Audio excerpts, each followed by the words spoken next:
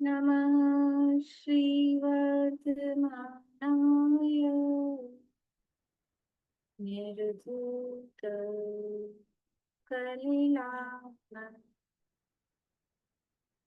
तालोकानां त्रिलोकानां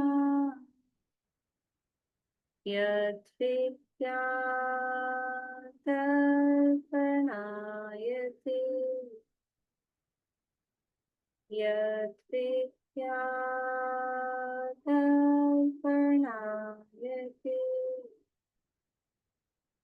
सकल पाप मल प्रक्षालक श्री वर्धमान को करूं नमन लोकालोक प्रकाशित करे जिनकी विद्या है दर्पण जिनकी विद्या है दर्पण।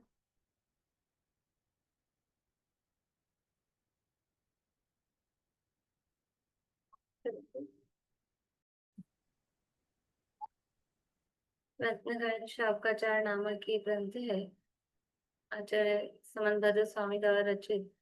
इसके अंतर्गत छठा भावना अधिकार अपना चल रहा है। इसके अंतर्गत कौन कौन से प्रकरण चल रहे हैं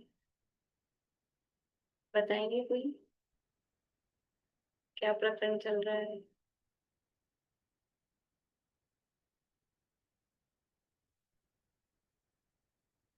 बोलिए दीपिका जी। ध्यान में समोशन की रचना चल रही है। सीधा सीधा शॉर्ट बता दिया आपने, थोड़ा सा और। पूरा एग्जैक्ट कैसे बताऊं? चलिए अर्चना जी बोलिए। समोषण की रचना हम पढ़ रहे हैं, तो पहले तो ये बताया कि इसके अलग अलग नाम है, किस तरह से। नहीं नहीं नहीं, ये समोषण की रचना का प्रकरण कहाँ से आया है, प्रश्न मेरा ये है अच्छा कि अच्छा। क्या प्रकरण चल रहा है, वो हाँ। पूछ लेते हैं। पूर्णिमा बोलिए। भावना अधिकार के अंतर धर्म ध्यान तप के अंतर्गत पदस्थ ध्यान के अंतर्गत फिर ये समवसरण का जब हमने अरहंत भगवान के रूप का, सॉरी पद का नहीं, रूप का वर्णन पढ़ा कि रूप को हमें ध्यान में कैसे लाना है, तो उसके अंतर्गत फिर हमें समवसरण की रचना को बताई गई है, क्योंकि वहां पर अरहंत भगवान विराजमान है समवसरण में। हाँ, इसलिए यानी जो भावना अधिकार है उसके अंतर्गत तप भावना में ध्यान तप, यानी एक और स्टेप लें तो अंतरंग तप, और अंतरंग तपों में ध्यान तप के अंतर्गत धर्म ध्यान में जो पिंडस्थ पदस्थ रूपस्थ रूपातीत है उसमें रूपस्थ धर्म ध्यान के अंतर्गत इस समोषण की रचना का वर्णन हम देख रहे हैं। नहीं तो ऐसा लगता है ना, ये तप भावना में समोषण कहाँ से आ गया, भावना अधिकार में समोषण कहाँ से आ गया। तो ये किस प्रकरण के अंतर्गत ये ले रहे हैं, वो प्रकरण हमने ख्याल में। समोषण की रचना हम पढ़ रहे थे। समोषण का विस्तार कितना होता है, समोषण का विस्तार कितना होता है, बोलिए पूर्णिमा। समोसरण का विस्तार 12 योजन का बतलाया इसमें। 12 योजन विस्तार समोषण का होता है। और ऊंचाई पृथ्वी से कितनी ऊंचाई पर होता है समोषण, नूतन जी? 5000 धनुष ऊपर होते। 5000 धनुष। सीढ़ियां कितनी होती हैं? 20,000। 20,000 सीढ़ियां होती हैं पृथ्वी से 5000 धनुष की ऊंचाई पर ये समोषण स्थित होता है। समोषण में मुख्य मुख्य क्या क्या रचनाएं होती है जिनके आधार पे उसका समझ लीजिए डिवाइडेशन होता है, जो मुख्य रचनाएं हैं? सुलोचना कवि। समोषण में 8 भूमियां होती हैं, 4 कोट और 5 वेदियां। इसके आधार पे सारा बढ़िया। 4 कोट और 5 वेदियों के आधार से जो 8 भूमियां हैं वो इसमें मुख्य रूप से होती हैं। पहले कोट का नाम क्या है, पहले कोट का नाम विनीता आंटी? आवाज आवाज तो चल करिए। आवाज बंद में बोल रहे हैं अमिता आंटी आप। धूलिसाल कोट। हाँ, धूलिसाल कोट, पहले कोट का नाम है धूलिसाल कोट। पुराने जमाने में अरे धूल के नाम पे याद आया कि जब मतलब 200-300 साल पहले स्लेट वगैरह नहीं होती थी, यानी टोडामल जी के उसमें आता है कि वो कहाँ पढ़ते थे, कि धूलिशाला में पढ़ते थे, जैसे हमारे पाठशाला बोलते ना, तो वो धूलिशाला, धूलिशाला मतलब धूल में लिखवाते थे। स्लेट वगैरह ये सब नहीं होते थे उस समय, तो धूल में ही अ लिखाया, आ लिखाया, तो वो लिखना फिर वो एक धूल में बन जाता है ना। खैर वो तो अलग है बात। तो पहले कोट का नाम है धूलिसाल कोट। वहां पर समौषण में धूल मिट्टी अच्छी बात नहीं है। समौषण में धूल मिट्टी होना अच्छी बात है क्या? कौन सी धूल होती है वहां पर? सफाई करने वाले कोई नहीं भेजते, इंद्र सफाई करने वाले को नहीं भेजते किसी को। रत्नों की होती है। हाँ, वो धूल भी ऐसी होती है कि थोड़ी सी किसी को मिल जाए तो उसकी जन्म जन्म की दरिद्रता दूर हो जाए। रत्नों की धूल वहां पर होती है। सबसे पहले कोट है या वेदी है या भूमि है? समर में प्रवेश करने पर इन तीनों में से सबसे पहले कोट है, वेदी है या भूमि है? शकुंतला जी, नहीं ख्याल। निशा जी, पहले तो गोपुर द्वार है और उसके उसके बाद ही एक कोट है, तो तीन कोट है तीन पहले। ऑप्शन आपको दिए थे, कोट, वेदी या भूमि में से क्या है? कोट। कोट, सबसे धूलिसाल। पहले कोट है। ठीक है, उसका नाम ही धूलिशाल कोट है। इस कोट के बाद में क्या है और उसका नाम क्या है?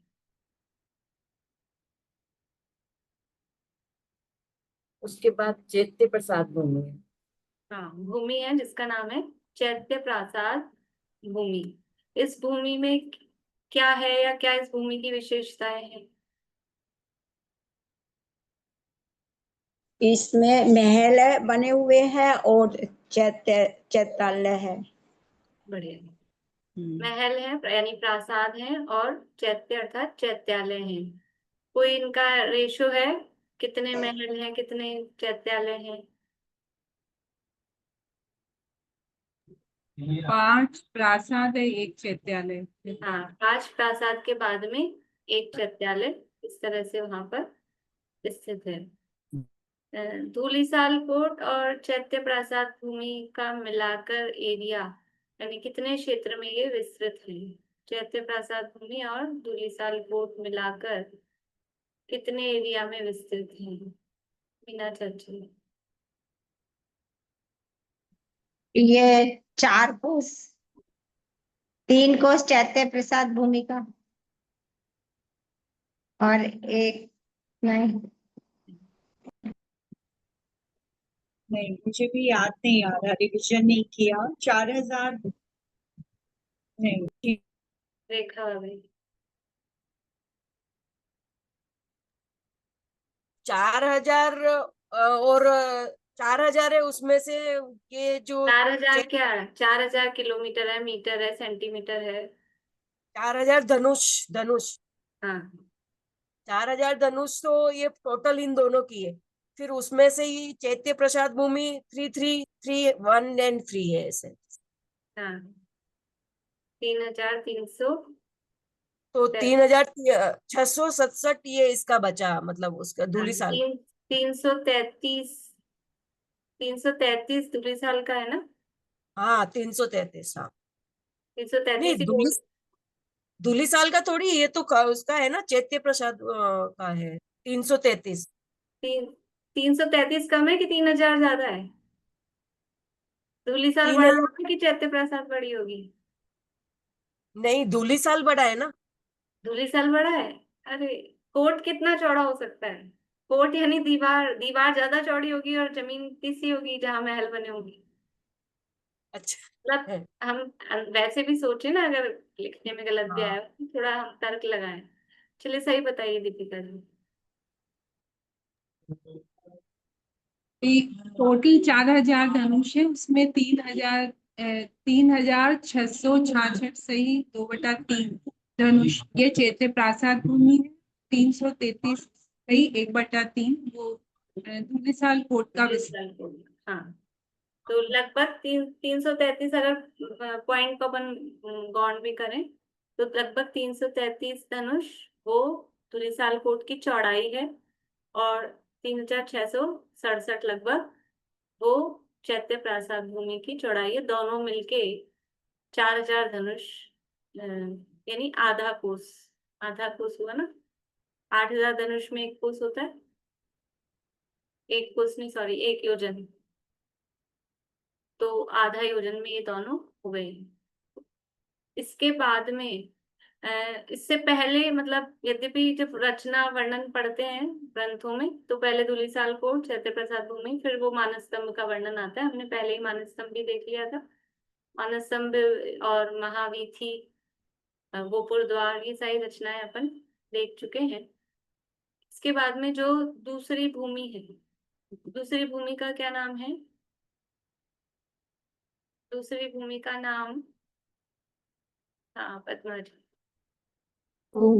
खातिका भूमि। खातिका भूमि। चैत्य प्रसाद भूमि और खातिका भूमि के बीच में क्या है? चैत्य प्रसाद भूमि और खातिका भूमि के बीच में बोलिए पूर्णिमा आंटी। बेदी है ना, बेदी। वेदी, इन दोनों के बीच में वेदी यानी पहले नंबर की वेदी। सबसे पहले नंबर का कोट, इसका नाम धुलिसाल कोट है। फिर पहली भूमि, उसके बाद में पहली वेदी, फिर दूसरी भूमि खातिका भूमि में क्या है? खातिका भूमि में क्या है सरोज भाभी? दूसरी वेदी है। खातिका भूमि में दूसरी वेदी है। दूसरी वेदी है। खातिका भूमि में क्या है? वहां वेदी तो उसके बाद होगी ना, मतलब भूमि में क्या है? कार्तिका भूमि में है कि खाई, खतरनाक खाई नहीं है, वहाँ पे गहराई है जो वैसी है भरी हुई, कई तरीके ऊंचाई प्रमाण मतलब। ठीक है, बोलिए सुमन जी। खातिका भूमि में खाई जैसी रचना है। 1/4 प्रमाण गहरी है, बहुत स्वच्छ जल है और 1/4 प्रमाण किसका 1/4? अरहंत भगवान की। हाँ, तीर्थंकर परमात्मा की जो शरीर की ऊंचाई थी चौथाई उसकी प्रमाण गहरी गहरी खाई है, स्वच्छ जल है वहाँ और मछलियां होती हैं, कमल होते हैं, सीढ़ियां होती हैं नीचे जाने के लिए स्वर्ण में और देव आदि भवनवासी देव आदि क्रीड़ा करते हैं उसमें। और अभी आपने बताया था कि उसमें उतरने से अपने भाव दिखाई देते हैं, या तो एक भाव दिखाई देता है, एक भाव के पिछले वाले कुछ ऐसा 2 बातें बताई थी आपने कि वो दिखाई देते हैं इस करने से। में अनेक प्रकार के किनारों पर पक्षी आदि और अंदर करते हैं वो सब मछलियां देवो पुनीत होते हैं। देवो पुनीत होते हैं मतलब कोई ऐसा नहीं है कि उनकी जीवों की वहां विराधना हो, ऐसा कुछ नहीं है। बस वो देवों की पुनीत वो सब रचना वहां पर होती है। तो खातिका भूमि में भाव दिखाई देते हैं? नहीं, खातिका भूमि खातिका भूमि में हाँ मैंने कंफ्यूजन में छोड़ा था शायद। खातिका भूमि में नहीं है भाव। घुटनों तक जल भरा बताया था ना आपने, घुटनों तक जल भरा, घुटनों तक जल भरा रहता है, ऐसा ही हाँ, बताया। घुटनों तक जल भरा रहता है ये होती है। फिर वो तीर्थंकर की ऊंचाई के चौथा भाग कैसे का हुआ? घुटनों तक ही लिया तो। तीर्थंकर की ऊंचाई 500 धनुष है। हाँ, तो उसका चौथा उसका भाग 125 होगा। 1/4, उसका 1/4 125। करेंगे तो 125 धनुष। हाँ, तो 125 धनुष गहरी वो खाई होती है। अच्छा। और तीर्थंकर जल से के घुटने, शरीर की ऊंचाई का 1/4 भाग उसकी गहराई होती है। जल तो तो सिर्फ घुटनों तक ही भरा है ना, जल सिर्फ घुटनों तक ही भरा है जल ना। घुटनों तक भरा हो लेकिन गहराई यानी अच्छा, ठीक। गहराई कितनी है? पानी घुटनों गहर तक है उसमें लेकिन हाँ, कितनी गहरी जा रही है? बाकी ठीक है। खाली रहेगी लेकिन हम्म, गहरी तो रहेगी ना। जो ठीक है। समतल भूमि है समोषण की उससे नीचे कितनी जा रही है तो ठीक उसकी है। गहराई। यहाँ आपने भरत क्षेत्र में ही मतलब जो तीर्थंकरों के शरीर के जो प्रमाण हैं वो अलग अलग होते हैं, तो उस हिसाब से समर्षण की रचना में अंतर पड़ता है। अदरवाइज जो स्टैंडर्ड प्रमाण है वो 500 धनुष के हिसाब से ही रहता है, जो विदेश क्षेत्र में हमेशा यही प्रमाण रहता है। और आदिनाथ भगवान के अपने जो पहले तीर्थंकर के आधार पे उसको अपन देखते हैं।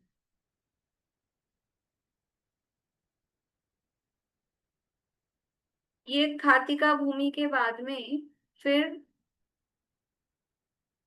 दूसरी वेदी है, और इन दोनों की भी जो चौड़ाई या विस्तार कहेंगे, दूसरी भूमि और दूसरी वेदी दोनों का मिलाकर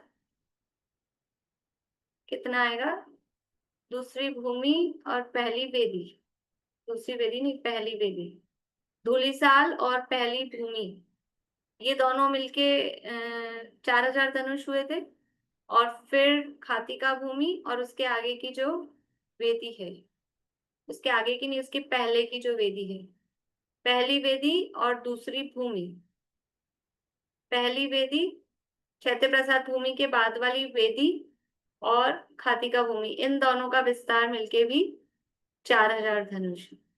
ठीक है, इस तरह से जो पहला कोट, फिर पहली भूमि, पहली वेदी और दूसरी भूमि, ये सब मिलके 8000 धनुष यानी 1 योजन प्रमाण में ये 4 चीजें हो गई। सबसे पहला कोट, फिर भूमि, फिर वेदी और फिर भूमि, इस तरह से ये 4 चीजें 8000 धनुष में अथवा 1 योजन में ये सब मिलके स्थित है। इसके बाद में दूसरी खातिका भूमि के बाद में दूसरी वेदी स्थित है। खातिका भूमि के बाद में दूसरी वेदी स्थित है।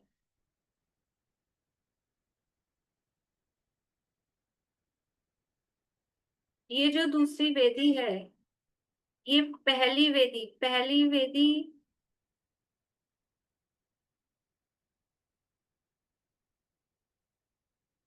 पहली वेदी से दुगने विस्तार वाली है। पहली वेदी थी 333.33, 333 सही 1/3 लगभग, इतने कोस की थी, सॉरी इतने धनुष की थी। और अब ये है 666.66, 666.66 धनुष, ये दूसरी वेदी है, ये स्वर्णमय वेदी है।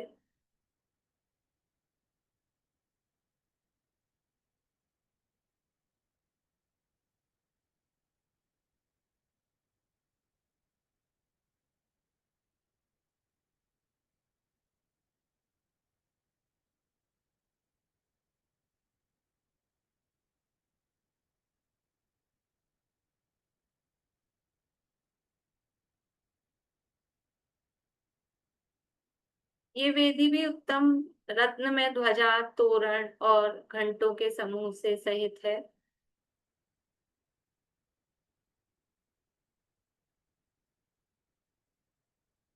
देखो, ध्वजा, तोरण, घंटे तो वेदी में भी होंगे, कोट में भी होंगे।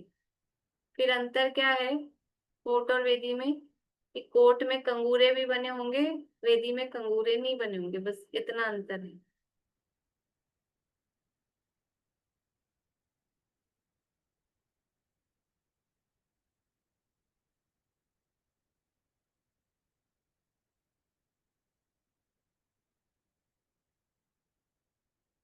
इस वेदी के चारों दिशाओं में चार, मतलब एक दिशा में एक, चारों दिशाओं में 4 वो गोपुर द्वार हैं। गोपुर द्वार अपन ने एक साथ इकट्ठे भी देख लिए थे कि 9 जो पार्टीशन है उनके लिए 9 गोपुर द्वार हैं। तो जब अपन हर वेदी या कोट देखेंगे तो भी उसके साथ में वो बात आएगी कि उसके चारों दिशाओं में वो गोपुर द्वार है। और जो जो गोपुर द्वार की विशेषताएं थी कि वहां पर वो घंटियां लटक रही हैं, वो 9 निधियां रखी हैं 108 108 की संख्या में, 108 की संख्या में अष्टमंगल द्रव्य हैं, धूप घट रखे हैं, फिर नाट्यशालाएं हैं और सब है वो सारी वहां पर रखी हैं। फिर इस दूसरी वेदी के पास, वेदी का इतना ही है, वो दीवार है, पार्टीशन है। सेम रचना है। इसके बाद में तीसरी लता भूमि, तो कल अपन ने पूरा पढ़ लिया था, एक साथ सारा हो गया था। आप लोगों को समझ आ रहा था कुछ? वो मतलब यहाँ अपन हेडिंग वाइज पढ़ रहे हैं और वहां इकट्ठा दिया था सारा, और वहां नाम नहीं दिया था कि इसका नाम लता। उसके बाद ऐसा लिखा है इसमें लताओं के वन है और ये ऐसा है, फिर वन आ रहा है, वो सीधा सीधा सा प्रकरण दिया है। कल कहाँ से पढ़ा था? हाँ, कल कहाँ से पढ़ा था? कल पूरा समोषण का पढ़ लिया था। मतलब इस पुस्तक का अपना इसका पढ़ा था क्या? रत्नगंज साहब का पूरा हो गया था। बोल, देखिए, तो दूसरी वेदी के बाद में तीसरी भूमि है, उसका नाम है लता भूमि। इस लता भूमि के लिए अन्य अनेक ग्रंथों में अन्य अन्य नाम मिलते हैं। त्रिलोय पन्नति में इसके लिए वल्ली भूमि, वल्ली भूमि, व आधा ल और पूरा ल और ई की मात्रा, वल्ली, वल्ली भूमि। हरिवंश पुराण और आदि पुराण में लता वन, कल हम जो उसमें पढ़ रहे थे ना अभी रत्नगंज शावकाचार्य में भी लता वन शब्द था उसके लिए, लता वन।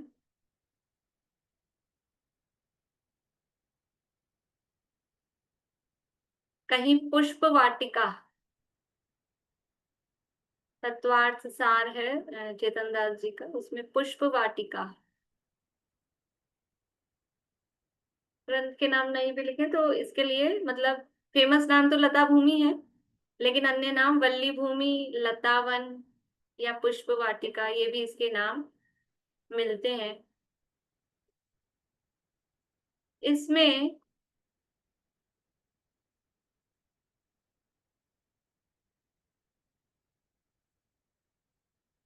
अनेक प्रकार की लताएं, पुन्नाग, नाग, कुब्जक, शतपत्र नाम दिए हैं। अनेक प्रकार की इसमें लताएं, लता समझते हैं ना, बेलें, वनस्पति जो है वो बेलें, और अनेक छोटे पर्वत, मणिमय पर्वत, वाटिकाएं इत्यादि इस भूमि में होती है। देखिए आदि पुराण में इसका जो वर्णन दिया है वो थोड़ा पढ़ के सुनाती हूँ। यह लतावन लताओं, झाड़ियों और वृक्षों वाला है। झाड़ियों और वृक्षों पर 6 ऋतुओं के फल और फूल लगे हैं। इसी प्रकार लताओं पर भी पुष्प लगे हैं, जिनके कारण इन्हें पुष्प लता भी कहते हैं। अनेक प्रकार की लताएं हैं, झाड़ियां हैं, वृक्ष हैं, पुष्प लगे हैं। मानो पुष्प रूपी हास्य से उज्जवल अनेक पुष्प लताएं देवांगनाओं के मंद मंद हास्य का ही अनुकरण करती हूँ, ऐसी प्रतीत होती हैं। वे लताएं ऐसी सुशोभित होती हैं मानो लता वन ने अपने शरीर नील वस्त्र से ही ढक लिया हो। मतलब काफी लताएं ही लताएं जहां पर अत्यधिक रूप से हैं। अशोक ये सब लताओं ने, ये वनस्पति काय को की होती है लताएं सब? नहीं, सब पृथ्वी का एक ही रचना रहती है वहां पर, देवोपनीत ही है। वनस्पति का एक होने में यानी जीव विराधना अधिक होती है, इसलिए जो भी अकृत्रिम रचनाएं हैं या फिर देवोपनीत रचनाएं हैं तो वो सब पृथ्वी का एक रूप से ही होती है। वहां पर अनेक प्रकार के पुष्प हैं, फिर वो पुष्प हैं वहाँ, भ्रमर वहां पर गुंजायमान, मतलब वो रंजायमान हो रहे हैं, इस तरह की वो है। मंद मंद हवा चलती रहती है और वो मंद मंद हवा के कारण से वो धीरे धीरे लताएं हिलती रहती। आप देखेंगे अपन ने जो अकृत्रिम चैत्यालय का रचना पढ़ी थी, अभी यहाँ पे भी आएगी ध्वजा भूमि, तो वहाँ ध्वजाएं हैं, तो कपड़े उपड़े की ध्वजाएं नहीं होती हैं, ध्वजाएं भी सब रत्नों की हैं, और रत्नों की ध्वजाएं भी ऐसी हैं कि लगता है कपड़े की हैं, मतलब बराबर ऐसे फहराती हैं, वरना रत्नों की ध्वजा कहाँ फहराए। लेकिन वो भी उस तरह से मतलब उतना ही, जैसे अपने नहीं होता मंदिर के ऊपर शिखर पे होते हैं, तांबे के होते हैं अथवा स्वर्ण कलश, उसमें साथ में ध्वजा भी लगाते हैं, तो जो हवा चलती है तो वो भी हिलती हैं साथ में, तो उस तरह से वो रत्नों के सब पत्ते वगैरह लताएं वो भी रत्नों की हैं, और हवा चल रही है तो वो बराबर हिलती हैं उड़ती हैं, इस तरह से वो वहाँ, यानी किसी को ये नहीं लग सकता कि वो नेचुरल वनस्पति का एक नहीं है। जैसे अपन लोग डेकोरेशन के लिए ले आते हैं आजकल, वो प्लास्टिक के और इस तरह के होते हैं, तो एकदम रियल जैसे लगते हैं। घास के कारपेट आते हैं आजकल, बिल्कुल वो भ्रमित हो जाए आदमी कि ये घास है पर वो कारपेट होता है। तो वैसे ही सब वो ये तो अपने समझ लो हल्की चीजों के हैं, प्लास्टिक के हैं, वो वहां उस तरह के रत्नों के होते हैं इस तरह से। रत्न भी पृथ्वी का है कि हुए? पृथ्वी का एक ही, बिल्कुल। इन लता वनों में इनके बीच में लता ग्रह भी होते हैं, और उन लता ग्रहों के बीच में चंद्रकांत मणि की शिलाएं होती हैं। इन लता वनों में बीच बीच में लता ग्रह होते हैं, और लता ग्रहों में चंद्रकांत मणि की शिलाएं होती हैं। उन शिलाओं पे क्या होता है, आराम के लिए, से अपन नहीं कहीं बाग बगीचों में, फिर कहीं कहीं वो बैठने के लिए पत्थर की ही ऐसे शिला टाइप की कुछ कुर्सी टाइप बेंच टाइप बनी होती है, ऐसी वहां पर वो बनी हुई है। कौन विश्राम करता है, यानी उसमें इंद्र लोग देवता लोग वहां पर विश्राम करते हैं, वहां के वहां पे बैठ जाते हैं। और भी कर सकते हैं मनुष्य भी जो जाए, तो वहां पर विश्राम करते हैं। इस लता वन में अनेक क्रीड़ा पर्वत भी हैं। इन पर्वतों से लता भूमि अत्यधिक शोभायमान होती है। क्रीड़ा पर्वत है मतलब कोई देवों के मनोरंजन के लिए पर्वत टाइप के, वहाँ खेलकूद वाला क्रीड़ा नहीं है, लेकिन वो मनोरंजन कर सके इस तरह का वो पर्वत है। यह लता भूमि पहली चैत्य प्रासाद भूमि से दुगनी विस्तार वाली है। जो दूसरी वेदी थी वो भी दुगने विस्तार वाली थी, अब ये दूसरी भूमि है, ये भी पहली भूमि से दुगने विस्तार वाली है। यानी पहली थी 3667, ये है 7232 धनुष प्रमाण, 7232 धनुष प्रमाण। 32 या 33 कर लीजिए, वो पॉइंट में है, 33 पॉइंट मतलब पॉइंट में आएगा। यानी टोटल मिला के जो दूसरी वेदी और तीसरी भूमि टोटल मिला के 8000 धनुष में है। दूसरी वेदी और ये तीसरी भूमि दोनों मिलाकर 8000 धनुष में है। तो जो दूसरी वेदी थी अभी अपन ने लिखा, वो कितने की थी, 666.66, उतने धनुष की वो है। तो 8000 में से ये माइनस करेंगे 666.66, तो ये आ जाएगा 7333 पॉइंट कोई 33 या ऐसा करके, दोनों मिला के 8000 धनुष में स्थित है।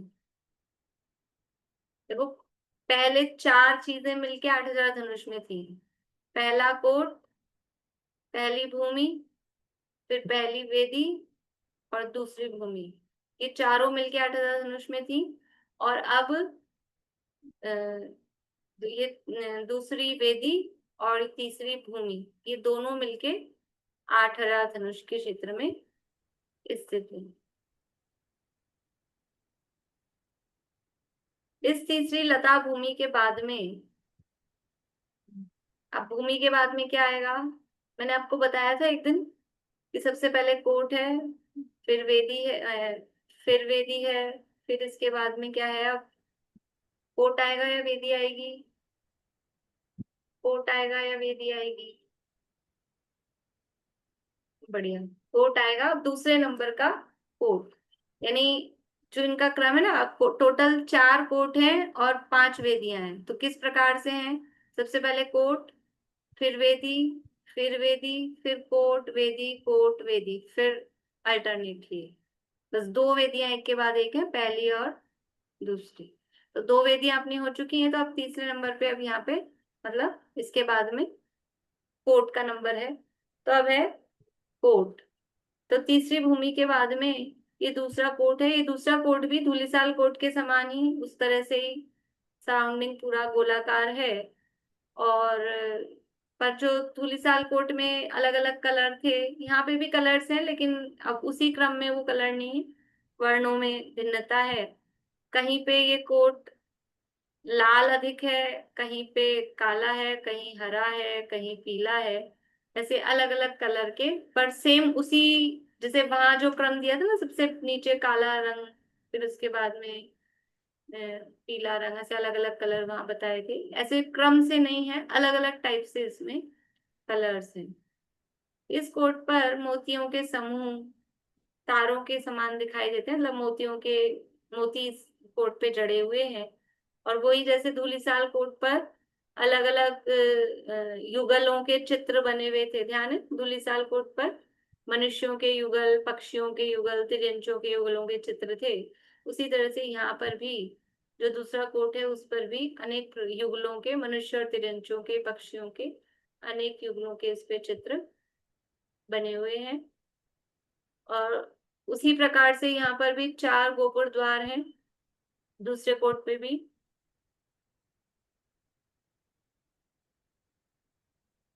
और वही अष्टमंगल द्रव्य, नवनिधि, धूपघट और द्वारपाल और नाट्यशालाएं, वो सारी रचना उस पर बराबर बनी हुई है।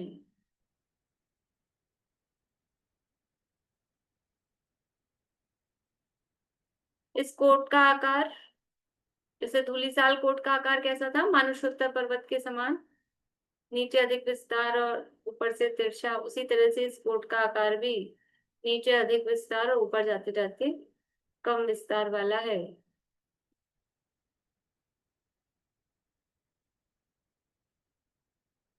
इस कोट का विस्तार धूलिसाल कोट के विस्तार से दुगुना है, यानी धूलिसाल कोट का था 333.33 धनुष, तो यहाँ पर है 666.66, 666.66 धनुष। दूसरे कोट का विस्तार 666.66 धनुष, ये दूसरे कोट का विस्तार है।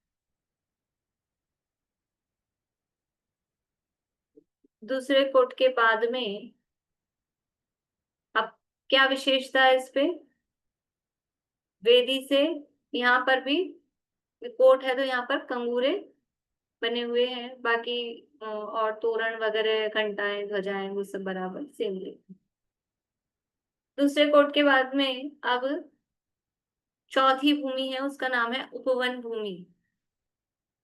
वो तीसरी भूमि थी लता भूमि, उसमें लताओं की विशेषता थी, अनेक प्रकार की लताएं, ये थोड़ी सिमिलर सी लगती हैं, है अपने अपने को तो एक सा ही लगता है, क्या अंतर है, लता होगी उपवन हो, लेकिन थोड़ा सा अंतर है, कुछ विशेषता भी है, वो विशेषता भी अपन देख रहे हैं। तो चौथी भूमि का नाम है उपवन भूमि।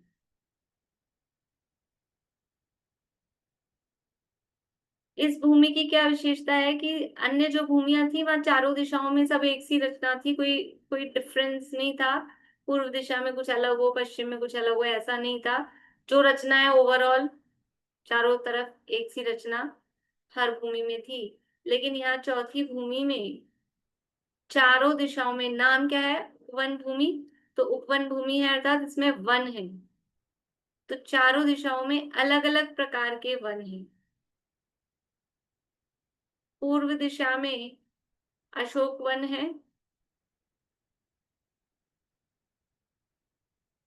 दक्षिण दिशा में सप्तपर्ण वन है,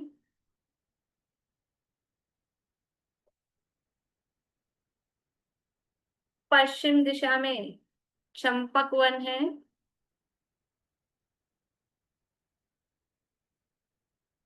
और उत्तर दिशा में आम्र वन है, यानी आम्र वन है। पूर्व में अशोक, दक्षिण में सप्तपर्ण, पश्चिम में चंपक और उत्तर में आम्र वन। इस प्रकार अनेक प्रकार के उपवन के कारण ये भूमि अन्य भूमियों से थोड़ी भिन्न है। ये मैम सप्तपर्ण क्या है? सप्तपर्ण यानी जिसमें 7 पत्ते होते हैं, ऐसा कुछ है वो, मतलब वन का नाम ही है सप्तपर्ण। देखो इसमें प्रश्न भी उठाया है, यहाँ प्रश्न उठाया है इसमें कि ये नाम ऐसे क्यों रखे अशोक सप्तपर्ण। तो कह रहे हैं ये सार्थक नाम है। अशोक का मतलब क्या है कि जिसको देखने से जो शोक को नष्ट करे। अशोक का अर्थ क्या होता है? जो जो शोक से स्वयं शोक रहित हो और दूसरों के शोक को नष्ट करे, उसका नाम है अशोक। तो ये वृक्ष भी ऐसा है कि मनुष्यों के शोक को नष्ट करने वाले हैं, इसलिए अशोक वृक्ष हैं। इसी तरह से सप्तपर्ण का मतलब है जिन वृक्षों के केवल 7 ही पर्ण यानी पत्ते होते हैं। तो 7 पत्तों के का कोई ऐसा ग्रुप होता होगा, अभी तो पता नहीं अपने यहाँ पे कौन से होते हैं सप्तपर्ण। तो ये 7 परम स्थानों के भी प्रतीक होते हैं। सप्तपर्ण है तो कोई 7 परम स्थान है, उसके भी ये प्रतीक होते हैं। वो यहाँ दिए हैं आदि पुराण में। देखिए श्लोक दिया है, मैं आपको केवल नाम पढ़ के बताती हूँ। 7 जो परम स्थान है, पहला है सज्जातित्व। सज्जातित्व जाति होता है ना, जाति, सद जाति, और त्व लगाया उसमें, सज्जातित्व। दूसरा है सदग्रहित्व। 7 जो परम स्थान, मतलब सप्तपर्ण है तो 7 परम स्थानों के प्रतीक है जिनको कि हम प्राप्त करना चाहते हैं या करते हैं। तो पहला सज्जातित्व, सज्जातित्व। दूसरा सदग्रहित्व यानी सदग्रह, सदग्रहित्व नहीं, सदश्रावक समझ लीजिए ऐसा। तीसरा है परिव्राज्य। परिव्राज्य, परि और व्राज्य, व्रत वाला व्रा आधा ज और य।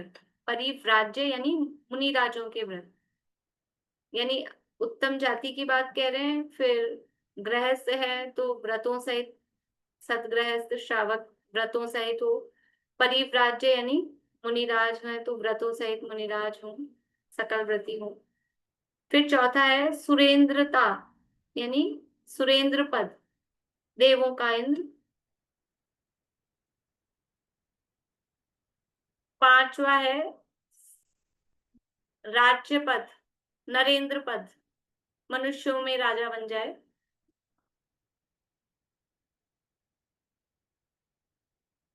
छठा है परम अरहंत्य पद, परम अरहंत पद।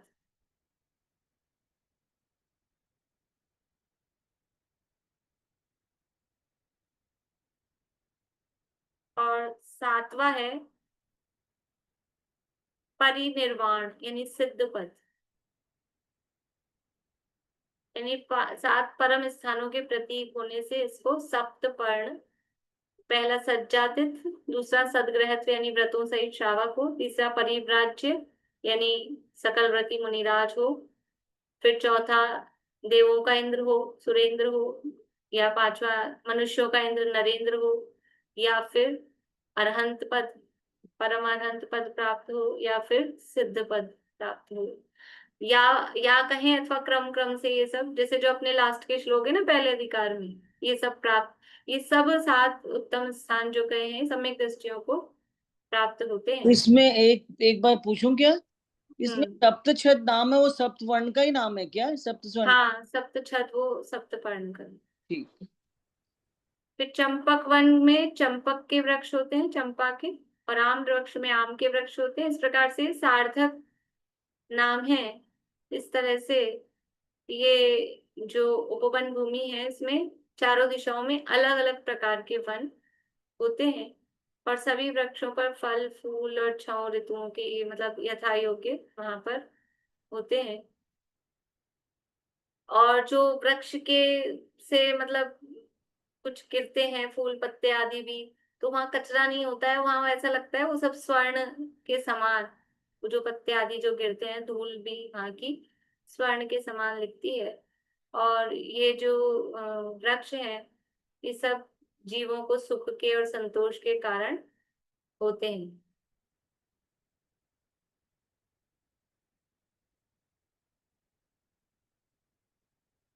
इन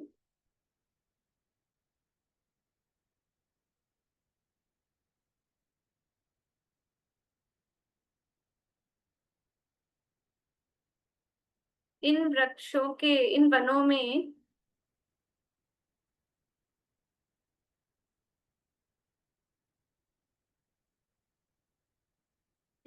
एक एक चैत्य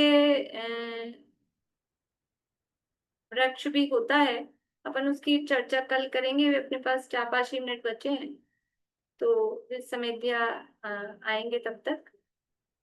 तो इसी अभी उपवन भूमि की चर्चा और है, तो अपन शेष चर्चा कल करेंगे। अभी यही पूरा करते हैं, गोली भी निकालेंगे।